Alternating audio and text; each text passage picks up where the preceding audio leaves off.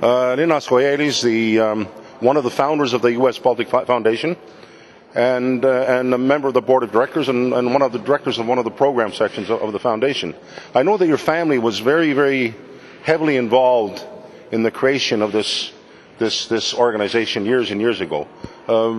What are your comments on that? Well, it started from childhood.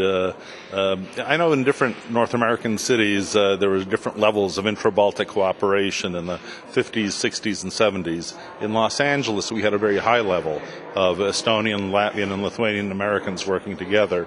When I was growing up as a small child, we always had Estonian and Latvian Americans at our house working together on joint projects, human rights, democracy, and freedom for the Baltic states. So the Kojelis family has been very Baltic from the very start, and my father was one of the initiators of the Baltic American Freedom League.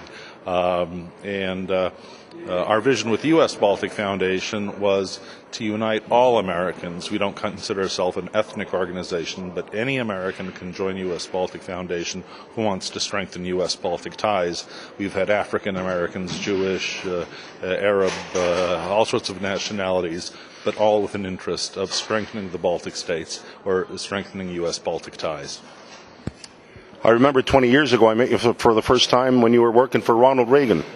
How do you recall those years compared to the situation right now and in Washington? Well, I came to Washington as a very idealistic person.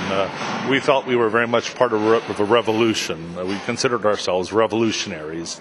I would say I literally moved 2 hours south of Washington. I've sensed cynicism, greed. I'm very critical of Washington these days. It's not the administration, it's not any one politician, but one politician one time referred to there being a culture of corruption in Washington, and like I said, it's both parties, it's all sections of government. I mean, as an American, and this really has nothing to do with the Baltic states, I would like to see some strong democratic reform in Washington, D.C. regarding lobbying and funding of elections and things like that. Some of our younger readers and viewers probably do not even know what BAFL is. BAFL was the Baltic American Freedom League based out of California, and it was a politically totally politically oriented organization. What do you recall, I guess, in fondness from those days? Well, BAFL got started, the predecessor to BAFL in California was the Americans for Congressional Action to Free the Baltic States, which was started by Leonard Lucas, and Arnie Kalm, our Estonian friend in California, was a big supporter of that. That's what I remember in the 60s. BAFL started just when I left California in the mid-70s, so I really didn't work very closely with them. And of course, their big action was to establish Baltic Freedom Day. And we had, when I was at the White House, we had the first Baltic Freedom Day celebration at the White House, 210 Baltic American leaders. So that was a very good organization. Once again, several of them, J-Bank, BAFL, others, main mission was to lobby Congress for important legislation. U.S. Baltic Foundation was established primarily to do leadership in the 1990s, leadership training in Estonia, Latvia, and Lithuania, to prepare the leaders of post-communist Baltic states to be good managers and good stewards of those emergent democracies.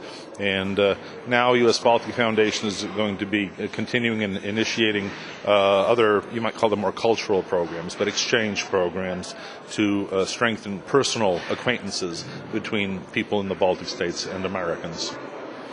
The evolution from BAFL to USFBF, I know one organization didn't depend on another, but was it easy to make that transition from being a sort of a revolutionary and freedom fighter to somebody who's a mentor of leaders? Well, when I worked at the White House, one of my jobs was working with all the different ethnic organizations, and We studied the founders of this organization, the Greek and Armenian and some of the other organizations, and we felt there was a niche that needed to be filled, especially with the impending independence. And so I think those traditions, that heritage of intra-Baltic cooperation and other good things that we take from BAFL and the Joint Baltic American National Committee and others, was important to U.S. Baltic Foundation, though our mission always was very different. We're sort of a program oriented to strengthen democracy in the Baltic states and strengthen U.S. Baltic relations.